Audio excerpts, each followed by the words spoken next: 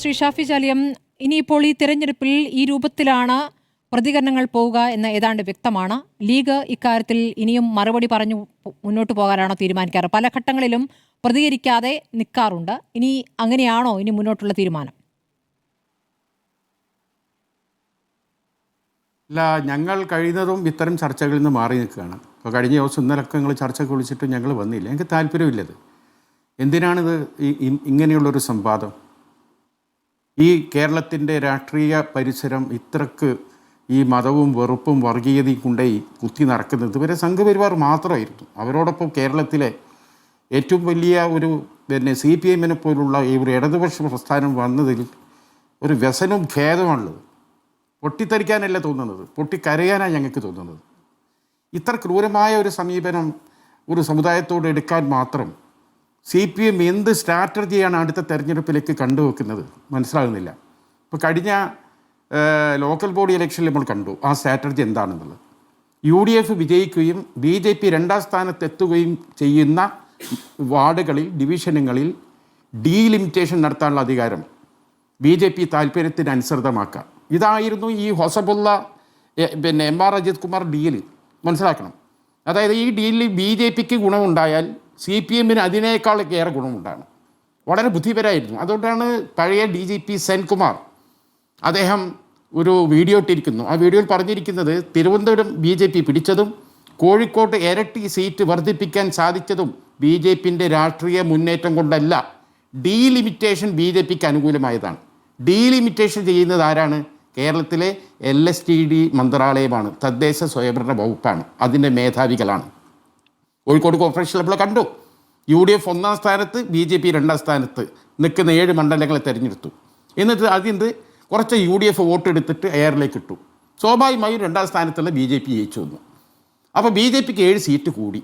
BJPക്ക് അനുകൂലമായി delimitation ചെയ്തിട്ടില്ലായിരുന്നുവെങ്കിൽ UDF ജയിക്കും. UDF ജയിച്ചാൽ കോഴിക്കോട് കോർപ്പറേഷൻ്റെ ഭരണം കിട്ടില്ല. അപ്പോൾ BJPക്ക് ഒരു 7 ആളെ കൂടുതൽ ഉണ്ടാക്കി കൊടുത്താൽ അവിടെ ഭരണം നിലനിർത്താൻ സാധിക്കും. ബുദ്ധിപരമായ ഒരു ലൈനാണിത്. ഈ ലൈനാണ് അടുത്ത അസംബ്ലിയിൽ പരീക്ഷിക്കാൻ പോകുന്നത്. കുറച്ച് ഒരു 5000-നും 6000-ൻ്റെ ഉള്ളിൽ വോട്ടിൽ ജയിക്കുന്ന കോൺഗ്രസ്സുകാർ ജയിക്കുന്ന മധ്യമേഖലയിൽ അതിൽ നിന്ന് 2000-3000 വോട്ട് വെള്ളാപ്പള്ളിയെ കൊണ്ടും മറ്റും ഈ മുസ്ലിം സമുദായത്തിനെ തെറി അറിയിച്ചാൽ അതൊന്ന് BJPയിലേക്ക് പോയി കിട്ടും. BJP പോയി കിട്ടിയാൽ BJP ജയിക്കുമോ? BJPക്ക് ജയിക്കാനുള്ള വോട്ടൊന്നും പോകില്ല എന്ന് അവർക്കറിയാം. കോൺഗ്രസ് അവിടെ തോൽക്കും. അതായത് UDFൻ്റെ എണ്ണം കുറയും. UDFും LDFും തമ്മിലുള്ള വ്യത്യാസം എന്താ അറിയോ? ഇപ്പം നേമം ശിവൻകുട്ടിയും ഇവരും തമ്മിൽ മത്സരം ഉണ്ടായി അല്ലേ, BJPയും തമ്മിൽ. എന്താ സംഭവിച്ചത്? മുരളീധരൻ തന്നെ അവിടെ കൊണ്ടുപോയി നിർത്തി. എന്തിന്? കുമ്മനം രാജശേഖരൻ ജയിക്കാതിരിക്കാൻ. ഇതേമാതിരി ഒരു സാക്രിഫൈഷൻ CPM ചെയ്യൂല. കാരണം സത്യത്തിൽ UDF ചിന്തിക്കേണ്ടത് CPMൻ്റെ എണ്ണം കുറയാനാണ്. BJP 1-2 ഉണ്ടായിക്കോട്ടെ എന്ന് കരുതണം. അതാണ് രാഷ്ട്രീയം. പക്ഷേ കേവല രാഷ്ട്രീയ അപ്പുറത്തേക്ക് BJP ഈ മണ്ണിൽ വേരൂന്നിയാൽ സ്റ്റേറ്റിന് അതുകൊണ്ടുണ്ടാകുന്ന ദോഷം മനസ്സിലാക്കിയ UDF പ്രവർത്തിക്കുന്നത്. എന്നാൽ CPM അങ്ങനെയല്ല. BJPക്ക് ഒരു 10-15 MLA-മാരുണ്ടായി ഒരു കുഴപ്പം വരാൻ പോകില്ല. അതുവഴി ഒരു 15 MLA-മാരെ BJPക്ക് ഉണ്ടാക്കി കൊടുക്കുമ്പോൾ സുഖമായി CPMന് ഒരിക്കൽ കൂടി ജയിക്കാനുള്ള വഴി തെളിയും. അധികാരത്തിൻ്റെ മത്ത് പിടിച്ച CPMലെ ഈ വർഗം ഈ നാടിനെ കുരുതിക്കുളാക്കാൻ പോവുകയാണ്. ഹിന്ദു വെൽഫെയർ ഒന്നല്ല ഇവിടെ, മുസ്ലിം വിദ്വേഷമാണ്. അതാണ് മുസ്ലിം വിദ്വേഷം പറഞ്ഞാൽ ഹിന്ദു വോട്ട് കിട്ടുമെന്ന ഒരു തന്ത്രം അത് BJP ഉണ്ടാക്കി കൊടുത്തതാണ്. ഹിന്ദു വെൽഫെയർ നടത്തിക്കൊണ്ട് ഹിന്ദു വോട്ടുകൾ ആകർഷിക്കട്ടെ, അതിന് ഇവർ തയ്യാറുണ്ടോ? എന്തെങ്കിലും ഒരു വെൽഫെയർ പാവപ്പെട്ട ഹിന്ദുവിന് എന്തെങ്കിലും ഒരു ക്ഷേമ പദ്ധതി ഇവർ പ്രഖ്യാപിക്കാൻ തയ്യാറുണ്ടോ? ഇല്ല. മുസ്ലിമിനെ തെറി പറയാനാണ് ബജറ്റിൽ പൈസ ആളുകൾ ഇറക്കി വിടുകയാണ്. ഇത് എവിടേക്ക് വന്നു എന്നുള്ളതാണ് പ്രശ്നമായത്. അല്ല, ഇവർക്ക് ഇതിനോടൊക്കെ പുച്ഛല്ലേ? ഞാൻ ഒരൊറ്റ കാര്യം പറയാൻ നിർത്താം. ഞാൻ ഇൻസ്റ്റാഗ്രാമിലൊരു വീഡിയോ കണ്ടു.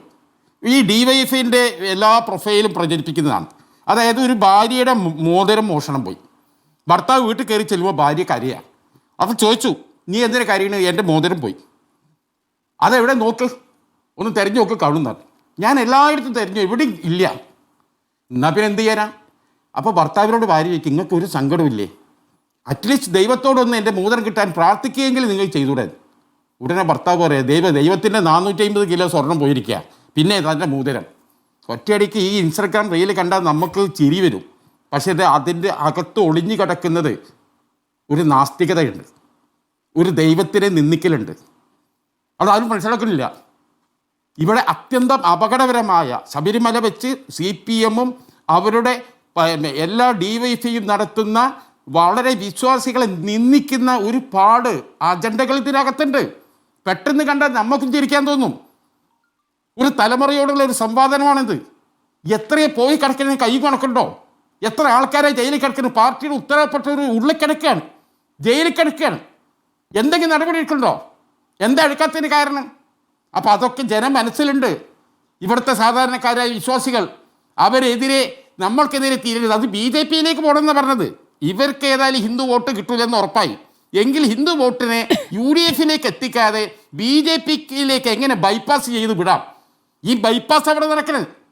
ഈ ബൈപ്പാസിനെ അതിജീവിക്കാൻ കേരളത്തിൽ ഞങ്ങൾ ഉത്ബോധനം നടത്തും. ഇവരെ എന്തെങ്കിലും പറഞ്ഞാൽ അതിനനുസരിച്ച് മറു സമുദായത്തെ പറയാൻ ഞങ്ങൾ പഠിച്ചിട്ടില്ല. ഞങ്ങൾ അതിനോട് സംവദിക്കാൻ പോകുന്നില്ല. മറിച്ച് വിദ്യാഭ്യാസവും രാഷ്ട്രീയ അവബോധമുള്ള ഒരു ജനറേഷൻ ഉണ്ട് അവിടെ. അവർക്കിടയിൽ കോൺഗ്രസ് എന്ന പാർട്ടിയും മുസ്ലിം ലീഗും UDF-ഉം വൃത്തിയുള്ള ശുദ്ധിയുള്ള രാഷ്ട്രീയ നിലപാടുമായി മുന്നോട്ട് പോകും. ഇപ്പോൾ സമുദായ നേതാക്കളെ കൊണ്ടൊക്കെ പലതും പറയിപ്പിക്കുന്നുണ്ട്. പക്ഷേ സൂബാര നായരെപ്പോലുള്ള ആളുകളിൽ ഒരു പ്രതീക്ഷ നമുക്കുണ്ട്. ഇന്ന് വരെ ആ മന്ന സമാധിയിലേക്ക് ഒരു കാവി കളസക്കാരനെ അയാളാണ് കയറ്റിയിട്ടില്ല. ആ ഒരു മൂല്യവും ഒരു ഗുണവും ഞങ്ങൾ അദ്ദേഹത്തിൽ ലീഗിനെതിരെ ഒരു പ്രതികരണവും സുകുമാരൻ നായർ നടത്തിയിട്ടില്ല. ലീഗിനെതിരെ ഏത് സമുദായ സംഘടനകൾക്കും വിമർശനം ഉന്നയിക്കാം. പുഞ്ചിരിയോടുകൂടി ലീഗിന്റെ നേതാക്കളായ സാദിഖ് തങ്ങളും കുഞ്ഞാലി കുടിച്ചായും അതിന് കാണും. ഞങ്ങളുടെ രീതി അങ്ങനെയാണ്. വിമർശിക്കുന്നതിന്റെ പിന്നിൽ ചാട്ടവാർ എടുത്ത് പോകുന്ന ചരിത്രമില്ല. ഇല്ല. ഞങ്ങളെ പാർട്ടി, ഞങ്ങളെ സംവിധാനങ്ങൾ, ഞങ്ങളെ CH സെന്ററുകൾ, ഞങ്ങളുടെ ആശ്വാസ കേന്ദ്രങ്ങൾ, ഞങ്ങളെ പത്രത്തിന്റെ വാരിക, അവിടുത്തെ ജീവനക്കാർ, എല്ലാ സമുദായക്കാർക്കും പ്രോത്സാഹനം നൽകി വരുന്ന ഒരു സംവിധാനമാണ് ഞങ്ങളുടേത്. ആരെങ്കിലും എന്തെങ്കിലും ലീഗിന്റെ ഒരു കാര്യം, ഇപ്പം കാരശ്ശേരി മാഷ് എന്നെ വിളിച്ചു പറയാ, ഷാഫി ലീഗിന്റെ ഇന്ന നിലപാട് വളരെ മോശമായിപ്പോയി എന്ന് പറഞ്ഞാൽ ഞാൻ കാരശ്ശേരി മാഷ് നേരെ ചാടില്ല ചെയ്യുക. ഞാൻ എൻ്റെ പാർട്ടിയിലെ അത് പറഞ്ഞ് തിരുത്തു. ഞങ്ങൾ ഓരോരോ കാര്യങ്ങൾ, ഓരോരോ വിഷയം എന്താ. ഇപ്പം അടുത്ത പോലും മുസ്ലിം ലീഗ് സംസ്ഥാന വർക്കിംഗ് കമ്മിറ്റി ഏറ്റവും പ്രധാനപ്പെട്ട പ്രമേയം എന്താ? ബംഗ്ലാദേശിൽ നിന്ന് കേൾക്കുന്ന ന്യൂനപക്ഷ ദംശനമാണ്. മനസ്സിലായില്ല? അതിനെതിരെ അതിശക്തമായ പ്രമേയം ഞങ്ങൾ എടുത്ത് മനുഷ്യപക്ഷത്ത് നിന്ന് സംസാരിക്കാൻ നമുക്ക് കഴിയണം. ചരിത്രപരമായി കുഞ്ഞാലിക്കുട്ടി സാഹിബ് പറഞ്ഞ പോലെ പൈതൃകമായി ഞങ്ങൾക്കൊരു പേര് വന്നിട്ടുണ്ട്, ശരിയാണ്. പക്ഷെ ഞങ്ങൾ പ്രവർത്തനം നിങ്ങൾ ഓഡിറ്റ് ചെയ്ത് നോക്കൂ, എത്ര സുതാര്യമായിട്ടാണ് ഞങ്ങൾ കാര്യം ചെയ്യുന്നത്. ശരി.